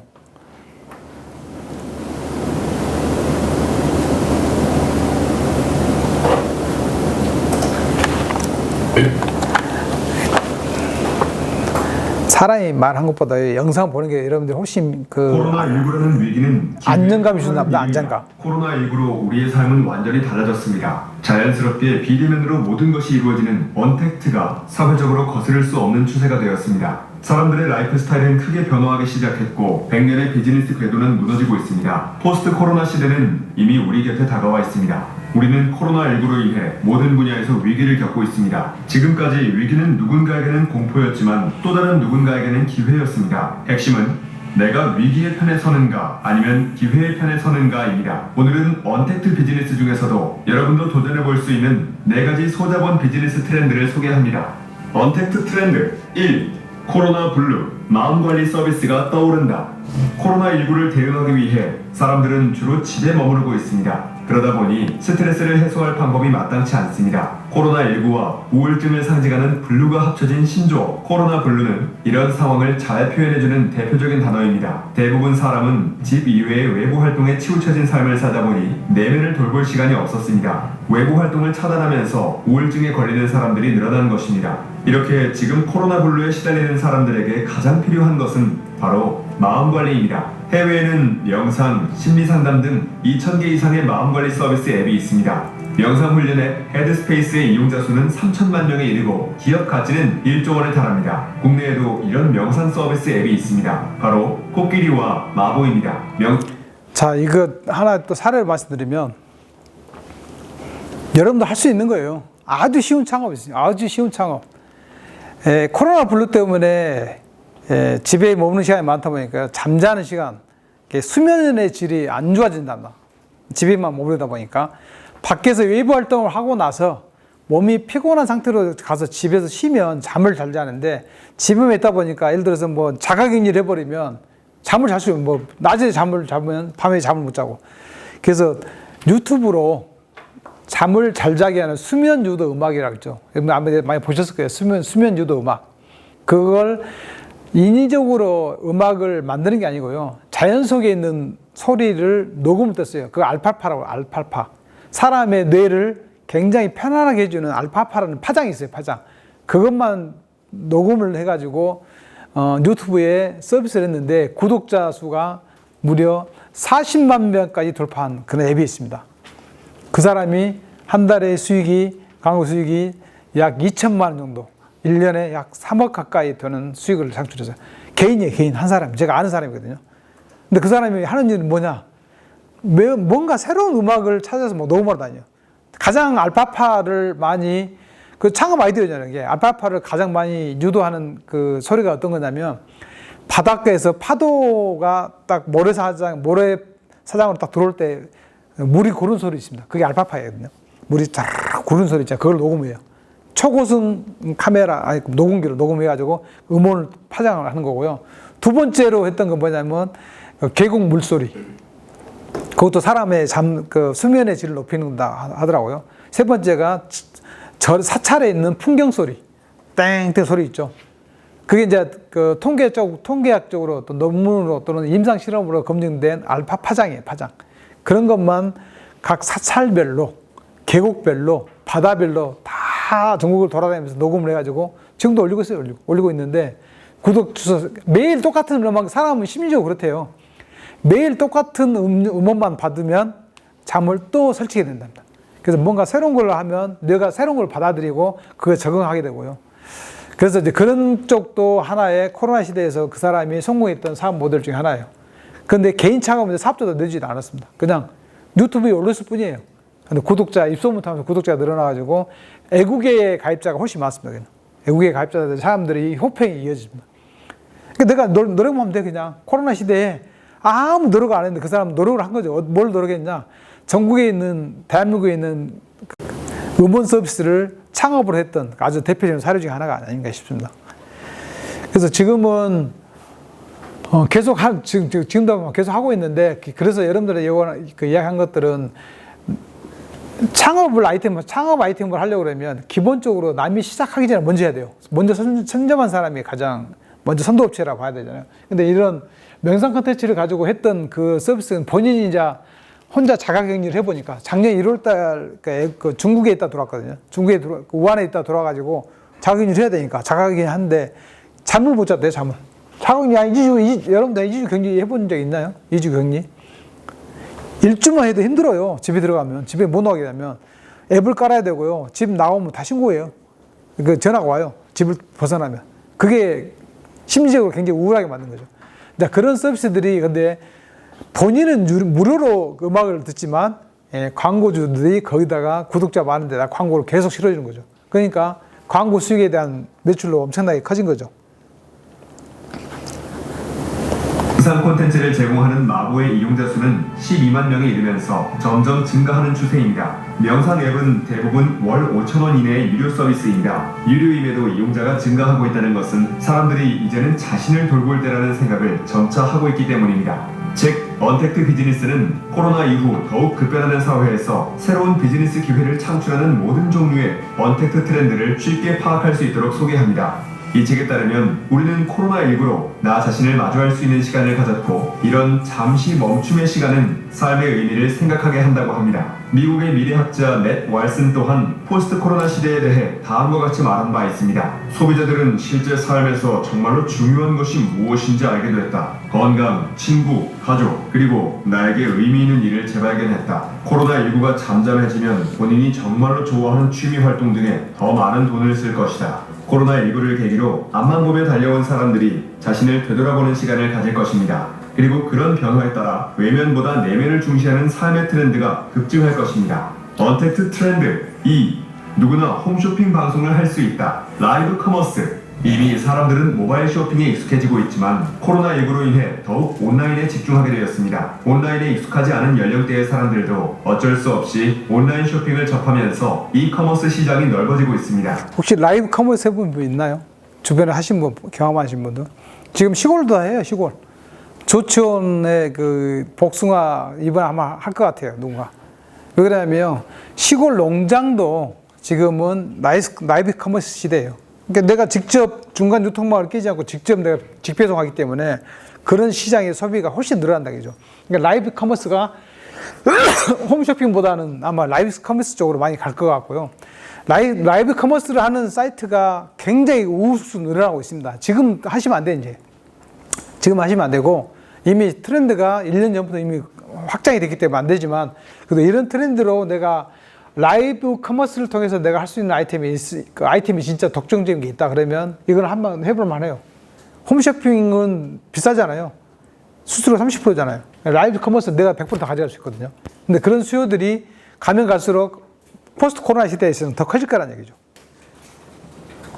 그리고 현재는 이커머스 시장이 영상 중심으로 재편되고 있습니다. 온라인 쇼핑 이용률 증가와 영상 콘텐츠의 성장률이 만나 라이브 커머스가 등장한 것입니다. 오프라인 쇼핑을 담당하던 백화점도 홈쇼핑 방송을 통해 제품을 판매하기 시작했습니다. 2020년 4월 네이버와 진행한 아디다스 창고 털기 방송은 4만 6천 뷰를 기록하고 2억 4천만 원의 매출을 올렸습니다. 이처럼 라이브 커머스는 이제 제품을 판매하는 핵심 방법이 되었습니다. 언택트 시대, 라이브 커머스가 의미하는 바는 무엇일까요? 오프라인에서의 경험 가치가 온라인에서도 최대한 보존되길 바라는 것입니다. 오프라인의 핵심은 실제로 제품을 보고 만져보고 느끼는 것입니다. 온라인에서는 그렇게 하지는 못하지만 방송을 통해 간접적으로 경험할 수 있습니다. 고객과 제품 간의 거리를 좁혀주는 것입니다. 특히 요즘에는 유튜브를 통해 누구나 방송을 할 수 있기 때문에 라이브 커머스를 이용한 비즈니스 또한 누구나 시작할 수 있을 것입니다. 언택트 트렌드 3. 개인 맞춤형 서비스, 디지털 큐레이션. 온라인 쇼핑이 활발해지면서 나만을 위한 맞춤 큐레이션 서비스도 늘어나고 있습니다. 직접 매장에 가지 않아도, 직접 병원에 가지 않아도 나만을 위한 상품과 서비스를 추천해주는 것입니다. 코로나19로 사람들이 건강관리에 신경 쓰기 시작하면서 나만을 위한 맞춤 영양제 서비스가 떠올랐습니다. 포스트 코로나 시대에 떠오르는 비대면 트렌드를 소개하는 책 언택트 비즈니스에 따르면 해외에는 혈액 채취를 통해 진단 키트를 제공하는 서비스,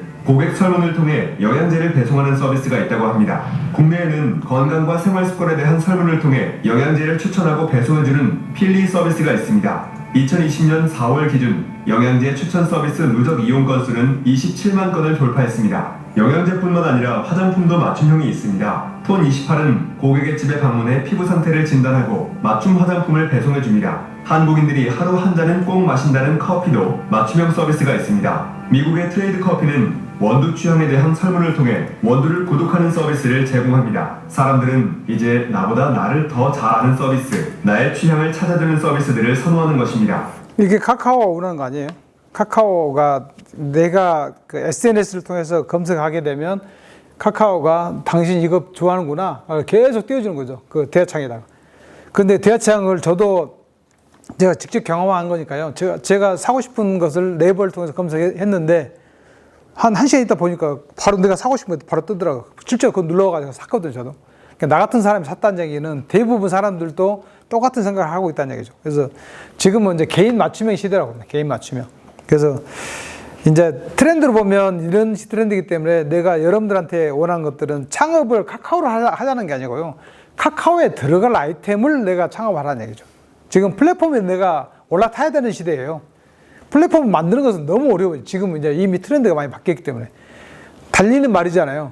카카오가. 달리는 말에 내가 올라탈 수 있는 아이템으로 내가 뭔가 카카오에 입점시키는 방법이 가장 좋은 방법이지 않을까. 그래서 지금은 아까 카카오뿐만 아니라 라이브 커머스도 네이버가 지금 하고 있잖아. 라이브 커머스 하는데 매출액이 예를 들어서 지역 특산물 같은 경우에는 뭐 송이버섯, 예를 들어서 똑같은 거예요. 영광굴비 이런 것들이 실제로 홈쇼핑처럼 직접 현장에 그 굴비를 잡는 것까지 보여주잖아요.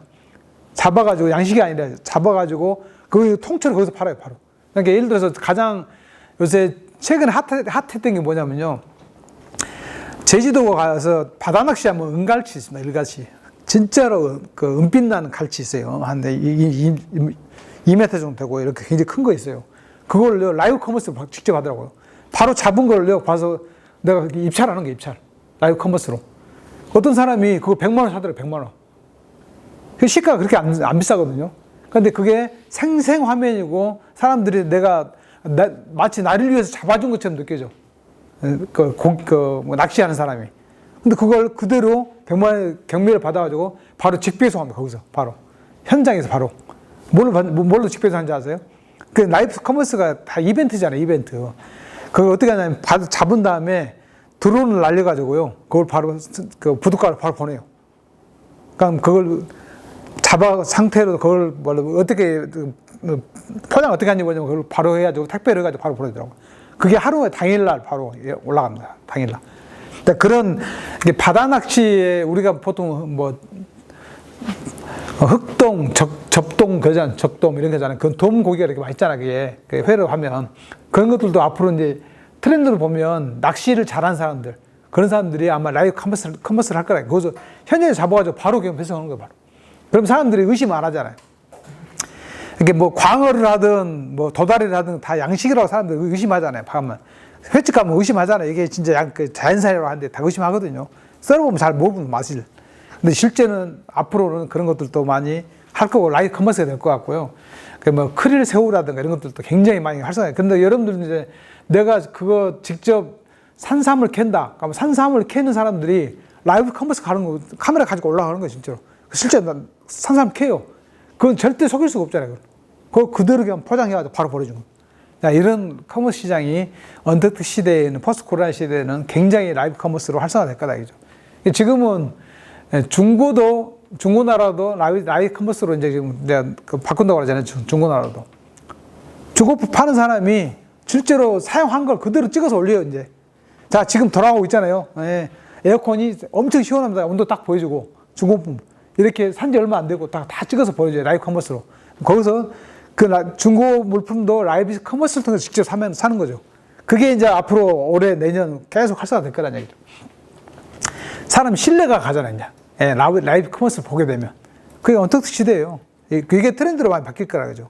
이제 디지털 큐레이션은 선택이 아닌 필수입니다. 언택트 트렌드 4. 홈 트레이닝, 집에서도 혼자 충분히. 코로나19 이전부터 미세먼지, 황사 등 대기오염으로 실내 운동이 선호되면서 홈트니스라는 말이 생겼습니다. 지금은 사회적 거리두기 활동으로 홈트는 더욱 각광을 받고 있습니다. 원하는 때 집에서 언제든지 할 수 있기 때문에 부담 없이 시작할 수 있는 것입니다. SSG.com이 2020년 2월 1일부터 4월 12일까지 매출 데이터를 분석한 결과 스태퍼, 아령, 워킹머신, 실내 자전거 등 실내 운동 관련 제품들의 매출이 크게 늘었습니다. 특히 최근에는 사람들이 유튜브, 코치를 활용해 특정 장소에 가지 않고 자기 관리를 하는데 몰두합니다. 집에서 할 수 있는 운동을 알려주는 유튜브 채널 땅크 부부는 2020년 5월 기준 구독자가 212만 명에 달하며 채널 전체 조회수는 2억 5천만 번 이상입니다. 고객이 원하는 시간과 장소에 코치가 찾아가 1대1 트레이닝을 해주는 방문 코치 서비스와 모바일 비대면 건강관리 앱 이용률도 증가했습니다. 사람들은 이제 피트니스 센터에 가기보다는 집에서 손쉽게 굳이 매일 하지 않아도 조금씩 할 수 있는 운동을 선호하는 것입니다. 홈트는 코로나19로 인한 변화를 가장 잘 말해주는 키워드입니다. 모든 것이 온라인으로만 이루어지는 것에는 한계가 있습니다. 하지만 소규모나 1대1 중심의 프리미엄 서비스처럼 오프라인과 온라인을 융합한 서비스가 부상할 것입니다. 우리는 포스트 코로나 시대라는 새로운 세계를 맞이하고 있습니다. 그 변화의 속도는 매우 빠르기 때문에 우리는 더욱 본질에 집중해야 합니다. 언택트 사회의 변화에 따라 대면이 아니라 비대면으로 이루어지는 비즈니스, 즉 언택트 비즈니스 툴이 무서운 속도로 확장되고 있습니다. 책 언택트 비즈니스는 변화하는 사회에서 도태되지 않기 위해 우리가 반드시 알아야 하고 새롭게 주목받고 있는 모든 종류의 언택트 트렌드를 손쉽게 파악할 수 있도록 안내합니다. 또한 트렌드 분석가이자 경영 컨설턴트인 저자는 각 언택트 트렌드와 연결되는 뉴 비즈니스 모델을 소개하고 있습니다. 또한 현재 언택트 비즈니스 시장에서 무서운 속도로 성장하고 있는 기업들. 자, 이거는 나중에 한번 참고로 보시고요.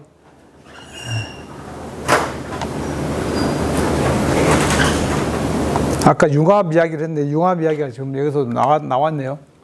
사물의 지능화. 아까 그 IoT 이야기 했잖아요. AIoT라고 하죠. AIoT. 인공지능이 탑재되어 있는 그 기계죠, 기계. AIoT 홈이 이제 생기고 있잖아요. 여러분들도 에어컨 어떻게 켜시나요? 스마트폰을 켜지 않나요, 에어컨? 안 켜는군요, 아직 다. 집에 에어컨이 없나요? 저는 에어컨 이걸로 켜는데. 집에 도착하기 5분 전에 이걸로 스마트폰으로 딱 눌러놓으면요. 그게 자동으로 이게 와이파이 환경이고 5G 환경이면 4G 환경도 다 가능해요, 다. 근데 내가 그걸 셋톱박스가 집에 설치되어 있으면 셋톱박스가 모든 기계 집안에 있는 그 컨트롤 박스 역할을 하잖아요. 거기다 내가 명령을 주는 거잖아요. 자, 에어컨 켜. 그럼 들어가면 에어컨이 켜져 있는 거죠. 자, 이런 것들도 아마 다 개인의 그 AIoT 홈으로 이제 굉장히 활성화될 거라는 얘기고요. 이게 AIoT 모듈 상품이 아까 이야기한 것처럼 독거노인들을 케어하는 프로그램으로도 계속 늘어날 거다는 얘기죠. 그 다음에 함께 살아가는 사회, ESG라고 알죠, 이거. Environmental Social Governance.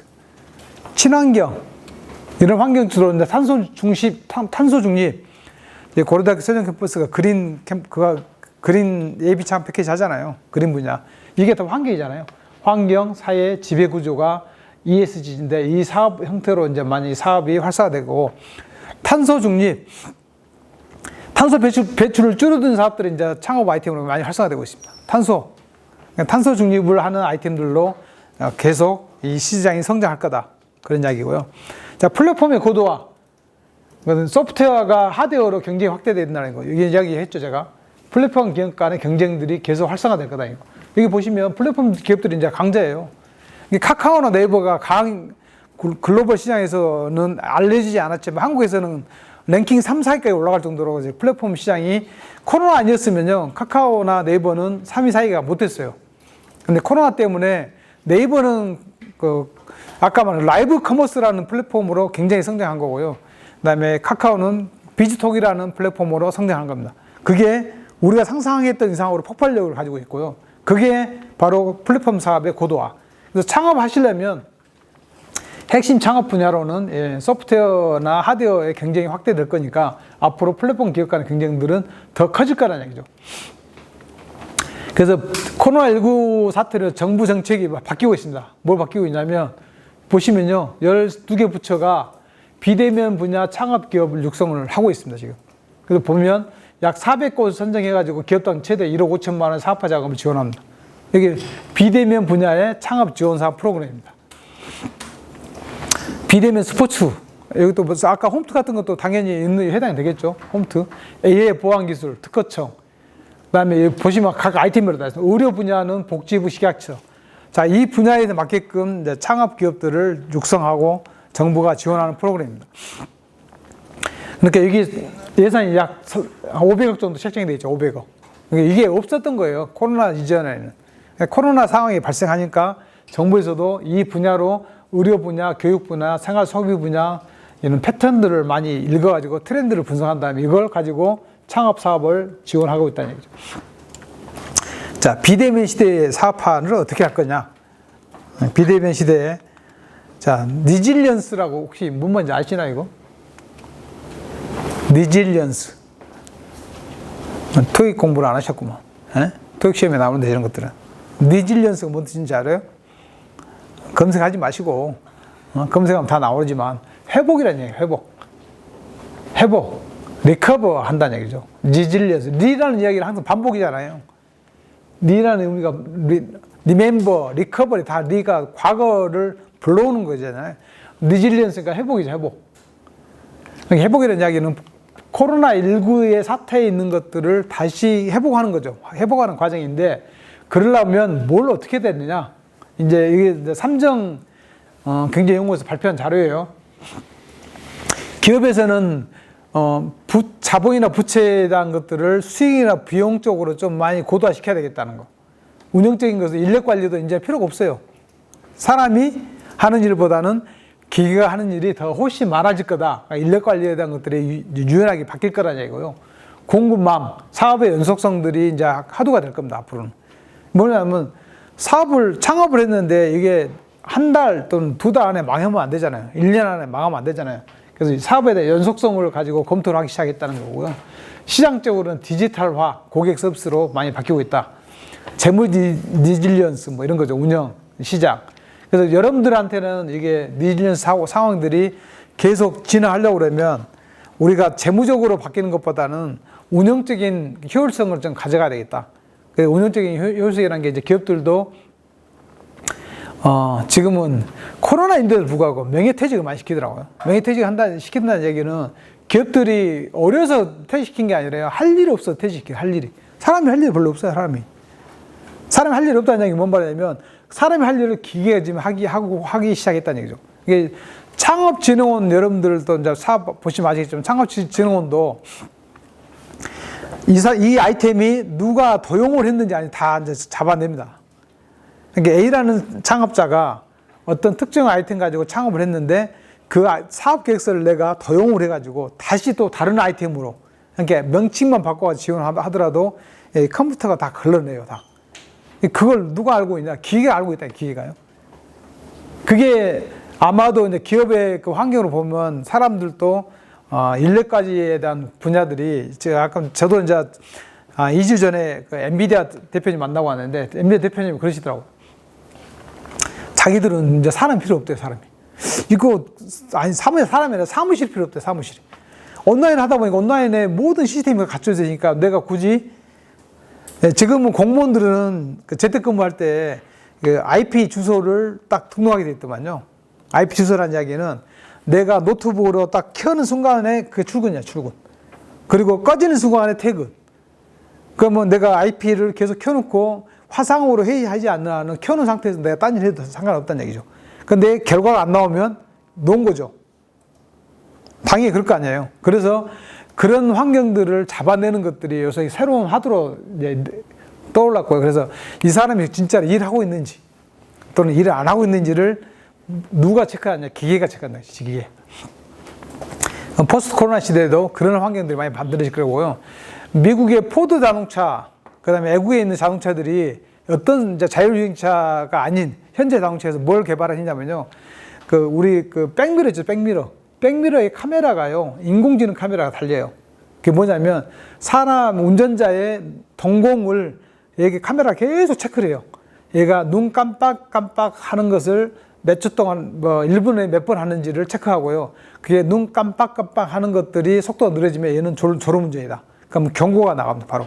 바로 차에 경보 신호가 탁탁 떠요. 지금 그런 정도까지 발전하고 있잖아요. 그게 뭐냐면 1인 시대로 바뀌다 보니까 사람들이 그런 수요 쪽으로 기업의 진화가 이렇게 많이 발전하고 있다는 얘기죠. 자, 우리나라의 대기업의 리질리언스 전략들입니다. 뭐 창업 기업들은 지금 해당이 안 되니까 제가 가져오질 않았고요. 온라인 판매를 삼성이 이제 강화하기 시작했죠. 삼성도 이제 온라인 시스템을 많이 강화하게 됐고요. 그 다음에 현대그룹은 하루 5시간 근무, 유연 근무제를 하는데 지금은 이제 주 4일 근무로 바뀌고 있죠. 정부가 이제 바뀐다고 하잖아요. 주 4일 근무라는 이야기는 금요일 날도 이제는 출근 안 해도 된다는 얘기죠. 왜? 지금은 굳이 하루에 주 5일 근무할 필요가 없어요. 지금 시스템이라고 하면. 저 같은 경우도 내가 사업하면 그럴 것 같아요. 그러면 목요일까지 근무하고 금요일 날은 그냥 집에서 쉬되 그냥 IP 주소만 가지고 너 일할 사람 일해라. 자율적으로 좀 부여하는 거죠. 애국은 이미 유럽 쪽에 있는 나라들의 약 절반 이상은 주 4일 근무잖아요. 쉬는 것도 일이라 돼. 쉬는 것도 일. 그만큼 이제 코로나 시대가 재택근무를 많이 함으로써 이제 그런 쉬는 것에 대한 역할들이 많이 수요가 많이 늘다 보니까 이제는 앞으로도 리질리언스 전략이다 그러면 집에서 쉬는 전략 이런 것들도 하나의 방법이고요. SK는 전 계열사에 유연 근무를 했습니다. 실제로 했고요. 집에 재택근무를 많이 했습니다. 재택근무. 그러니까 비대면 LG는 비대면 전환 속도를 많이 늘렸다는 얘기죠. 이런 환경들도 많이 바뀌고 있어요. 그래서 우리 스타트업도 뭐 어떻게 해야 되냐면 이 사람들이 필요하는 서비스를 개발해야 되겠죠. 이런 것들을 필요하는 서비스. 그러니까 예를 들어 삼성이 한다 그러면 SNS 마케팅 강화했으면 뭐 예를 들어서 SNS 마케팅이라면 유튜버가 됐든 아니면 파워 블로거가 됐든 아니면 인플루언서가 됐든 간에 그런 마케팅의 전략들을 내가 컨트롤할 수 있는 걸로 많이 바뀌고 있죠. 삼성전자 이렇게 하고 있죠. 삼성에서. 그다음에 영상 관련된 회의도 국내 스타트업들이 많이 개발했어요. 줌하고 차별성이 그렇게 없어서 그렇지 줌 외에 스타트업들이 개발한 원격 회의라든가 원격 수업도 다 개발되어 있습니다. 이미. 근데 활성화가 안 돼요. 한국은. 왜냐하면 기능이 줌보다 많이 떨어지니까. 줌은 시스템 자체가 이번에 뭐 전 세계적으로 줌을 이용하다 보니까 서비스 안정화가 굉장히 많이 커진 거죠. 그래서 그런 서비스를 또 많이 개발할 수 있도록 우리도 좀 바꿔야 되지 않을까. 자, 포스트 코로나 시대에 5대 소비 집단이 생겼습니다. 따로 이제 한국 경제가 보도한 자료인데 보면요, 자금 여력이나 상품의 가성비가 우선이다 지금은. 그래서 혼자 살다 보니까 싼 거 좋아하지 않습니다. 지금 싼 것보다는 자기한테 맞는 상품을 원하는 시대로 많이 바뀌고 있다. 자금 여력보다는 상품의 가성비, 그 다음에 안전한 브랜드, 그 다음에 상품을 선호하기 시작했다. 그러니까 아예 싼 것보다 싸면 혹시 위험할 수 있으니까 자동차에 브레이크를 하나 갈더라도 정품을 쓰는 사람들이 훨씬 많아졌다는 얘기죠. 이제는 예전처럼 짝퉁을 써가지고 뭐 혹시라도 차에 문제 생겨가지고 사고 날 가능성을 미연에 방지하자. 그래서 건강이나 이런 것도, 그래서 건강기능식품이나 보조식품들도 이제는 사람들이 어느 정도의 브랜드가 있는 걸로 많이, 창업자들이 그래서 힘들다는 얘기죠. 창업자들이 내가 건강기능식품이나 보조식품 만들면 잘 팔려야 되는데 한국 사람들은 브랜드를 보거든요. 브랜드 때문에 많이 바뀌었다는 얘기고요. ESG라고 얘기했죠. 환경 우선으로 바뀐다는 거. 사회 우선, 공공유익에서 소비 방식이 바뀌고 있다. 내가 원하는 것들을 해준다. 아니면 경험 우선, 개인의 만족도를 중요시하는 걸로 많이 바뀌고 있다. 트렌드 매기의 트렌드. 그래도 마지막 영상 하나 보고 마무리하도록 하겠습니다. 창업이니까 창업에 대한 이야기입니다. 창업.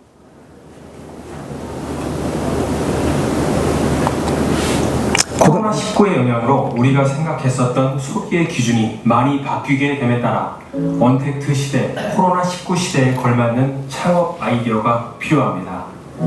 안전과 편의성의 기존의 소비 형태보다 강조될 것으로 보여져 사람이 붐비는 곳보다는 거주지 주변의 소비와 온라인을 통한 소비, 그리고 직접 체험하는 소비가 늘어나게 될 것입니다.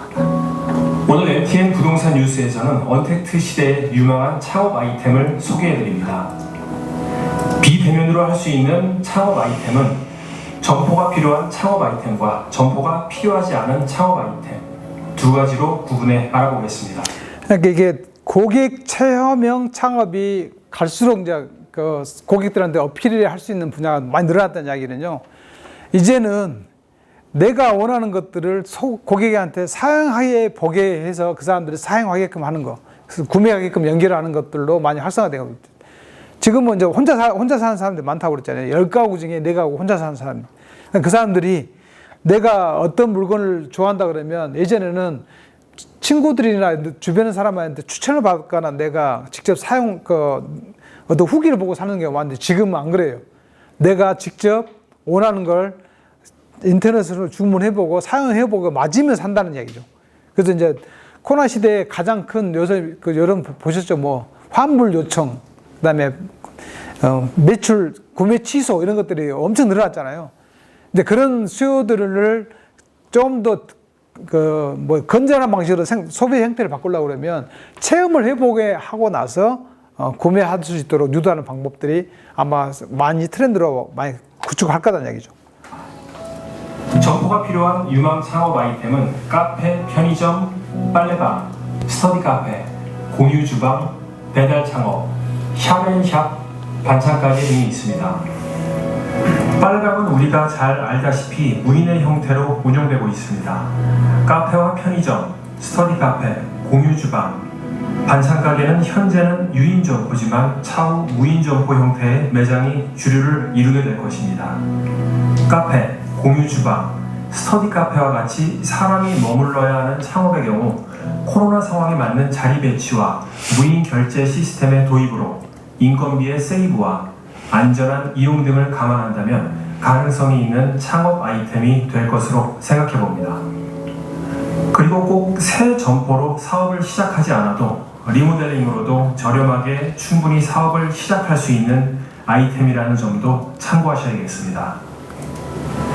다음으로 점포가 필요하지 않은 창업 아이템은 온라인 쇼핑몰, 유튜브를 통한 수익 창출 등이 해당됩니다. 온라인 쇼핑몰은 언택트 시대에 가장 알맞은 창업 아이템이며 쇼핑몰 운영을 위한 교육기관이 워낙 많아 접근하기가 쉬워 사업을 시작했다가 낭패를 보는 경우를 우리 주변에서 어렵지 않게 찾을 수 있습니다. 보다 실질적인 매출 유지로 꾸준히 주업으로 운영할 수 있는 실전 교육을 받는 것이 가장 중요한 아이템이 바로 온라인 쇼핑몰입니다. 유튜브 크리에이터도 마찬가지입니다. 특정한 기술을 가지고 있다고 하더라도 이 기술을 유튜브 방송으로 소개하기까지 영상 촬영, 편집, 그리고 유튜브 수익 구조와 이를 활용하는 방법을 교육받으셔야 수익 창출을 할 수 있습니다. 이처럼 비대면으로 할 수 있는 유망 창업 아이템은 특정 기술을 활용해 사람이 대면하지 않는 시스템을 도입해 점포가 있던 점포가 없던 수익을 낼 수 있는 창업 아이템으로 진화하고 있습니다. 자, 여기까지 보겠습니다. 이게 여러분도 무인 점포 많이 늘어난 거 아시잖아요. 많이 알고 있는 것만큼 시장에서 트렌드도 지금 굳어지고 있다. 그래서 지금은 언택트 시대, 코로나 시대 소비의 트렌드를 내가 미리 파악을 해야 되고요. 창업 아이템들도 이제는 바뀌어야 됩니다. 예전처럼 기술 중심이었다면 소비자 패턴에 맞게끔 기술을 내가 개발해야 되고요. 소비자 패턴이라는 이야기는 이제는 사람들이 혼자 사는 사람, 그러니까 1인 가구나 노인들이 늘어난다는 것은 결론은 대한민국의 절반 이상 혼자 산다는 이야기예요. 혼자 사는 사람들이 과연 어떤 것에 가장 열광하는지 그 열광하는 것들을 잘 찾아가지고 구독 서비스를 연결한다든가 아니면 체험형 서비스를 연결해가지고 쓸 수 있는 환경으로 바꿔야 되는데 지금 이제 국내의 글로벌 대기업들이 메타버스에 엄청난 투자를 하고 있습니다. 가장 큰 이유는 뭐냐면 내가 아바타를 생성해가지고 메타버스 안에 현실에 들어가가지고 매일 그 안에서 노는 거죠. 친구들이랑. 혼자 노는 게 아니라 그 안에 가면 내가 좋아할 만한 또 아바타끼리 좋아하는 또 감정이 생긴대요. 저도 체험 알바지만 아바타끼리 좋아하는 감정이 생기게 되면 그 아바타를 만나러 매일 접속하는 거죠. 접속해서 거기서 놀고 같이 밥을 먹고 영화 보고 이렇게 하는 거죠. 그 메타버스라는 그 환경 안에서 내가 영화를 보는 거예요, 영화를. 이제 그런 것들이, 그러니까 내가 실존하는 현상보다는 가상에 있는 세계에서 내가 홀로 사는 그런 환경으로 많이 바뀌고 있다는 거고요. 그래서 그런 환경들에 맞게끔 이런 코로나 시대의 소비에 주목을 해보셔야 합니다.